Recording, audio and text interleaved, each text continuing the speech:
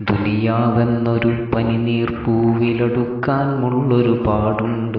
ആ കൊമ്പിൽ നീറി നടന്നെത്തുമ്പോൾ വടിയുണങ്ങിയ പൂവുണ്ട്. ദുനിയാവെന്നൊരു പനിനീർപ്പൂവിലെടുക്കാൻ മുള്ളൊരു പാടുണ്ട്. ആ കൊമ്പിൽ നീറി നടന്നെത്തുമ്പോൾ വടിയുണങ്ങിയ പൂവുണ്ട്. ഒരു ചാൺവയറിലൊരുലകം കുടലമർത്തൂറ്റി വളർന്നിരുൾഗോളം. ഇല്ലതിനപ്പുറമന്നൊരു ലോകം, പക്ഷേ ഭൂമിയിലുണ്ടൊരു വാസം. നാളെ വിചാരണ നാളിൽ ഭൂമി വെറും ഒരു ചാൺവയർ നീളം. വഞ്ചനയാണതിനുള്ളിലെ കോലം എന്ന് തിരിച്ചറിയുന്നൊരു നേരം. ദുനിയാവ് എപ്പോഴും ഒരു പനിനീർപ്പൂ പോലെ ഇങ്ങനെ പുഷ്പിച്ചുകൊണ്ടേയിരിക്കും. ചന്ദ്രകിരണവും സൂര്യപ്രഭൊക്കെ അടിച്ച് അത് തിളങ്ങി വിളങ്ങി നിൽക്കുമ്പോൾ അതിൽ എത്തിപ്പെടാൻ വേണ്ടി നമ്മൾ പരിശ്രമിച്ചങ്ങോട്ട് നടക്കാൻ നമുക്ക് ഒരുപാട് മുള്ളുകളുള്ള കൊമ്പ് താണ്ടി വേണം, അതിലൂടെ നീറി വേണം അവിടെ എത്താൻ. പക്ഷേ ഈ കൊമ്പുകളിലൂടെ ആ മുള്ളിലൂടെ കയറി ആ പനിനീർപ്പൂവിലെത്തുന്ന സമയത്തേക്ക് അത് വാടിക്കരിഞ്ഞു പോയിട്ടുണ്ടാവും. ദുനിയാവ് ഒരു വഞ്ചനയുടെ ലോകമാണ്. ദുനിയാവെന്നൊരു പനിനീർപ്പൂവിലെടുക്കാൻ മുള്ളൊരു പാടുണ്ട്. ആ കൊമ്പിൽ നീറി നടന്നെത്തുമ്പോൾ വടിയുണങ്ങിയ പൂവുണ്ട്.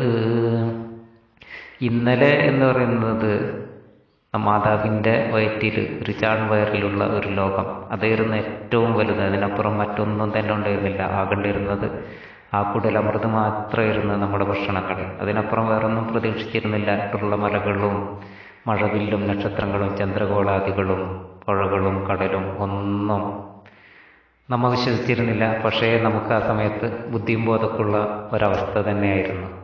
പക്ഷേ ഈ ഭൂമിയിലെത്തി നമ്മൾ ഒരു ചാൺവയറിലൊരുലകം കുടലമൃതൂറ്റി വളർന്നിരുൾഗോളം.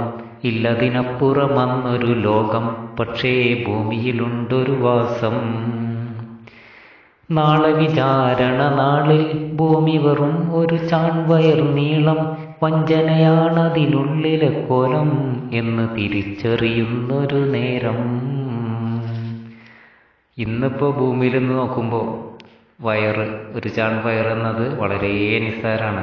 നമ്മന്ന് ഏറ്റവും വലിയ ലോകമായിട്ട് കരുതിയിരുന്നതാണ്. ഇതിനപ്പുറം വേറെ ഒന്നുമില്ല എന്ന് കരുതിയപ്പോൾ ഇപ്പം നമുക്കത് വളരെ ഒരു ശുഷ്കിച്ച വളരെ ഹ്രസ്വമായിട്ടുള്ളൊരു സ്ഥലമായിട്ട് നമ്മളെ ബോധ്യപ്പെടുത്തിക്കൊണ്ടിരിക്കുകയാണ്.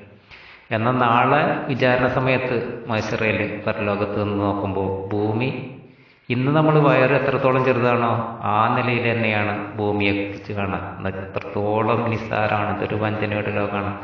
നാളെ പരലോകത്ത് വിജയിക്കാനുള്ള പരീക്ഷണങ്ങൾ മാത്രമാണ് ഇവിടെ നിൽക്കുന്നത്. മരണത്തോടുകൂടി ഇവിടുത്തെ എല്ലാം അവസാനിച്ചു. നമ്മളുടെ സ്വത്തുക്കൾ 5ആയിട്ട് ഭാഗിക്കുകയാണ്. റൂഹ് അസ്രായേൽ കൊണ്ടുപോകും. സ്വത്തുക്കൾക്ക് വേണ്ടി അനന്തരാവകാശികൾ തല്ലുകൂടും. നമ്മളെ മാംസം പുഴുക്കൾ ഭക്ഷിക്കും. എല്ലുകൾ മണ്ണ് ഭക്ഷിക്കും. നമ്മളെ സൽക്കർമ്മങ്ങൾ മാത്രമാണ് അള്ളാഹുവിൻ്റെ അടുക്കലേക്ക് ഉയർത്തപ്പെടുക. അതാണ് നമുക്ക് ഏറ്റവും വലിയ വിജയം. അതിനപ്പുറം മറ്റൊന്നും തന്നെ ഈ ലോകത്തില്ല. ഇത് വെറും ഒരു വഞ്ചനയുടെ ലോകം. ദുനിയാവെന്നൊരു പനിനീർപ്പൂവിലെടുക്കാൻ മുള്ളൊരു പാടുണ്ട്. ആ കൊമ്പിൽ നീറി നടന്നെത്തുമ്പോൾ വടിയുണങ്ങിയ പൂവുണ്ട്.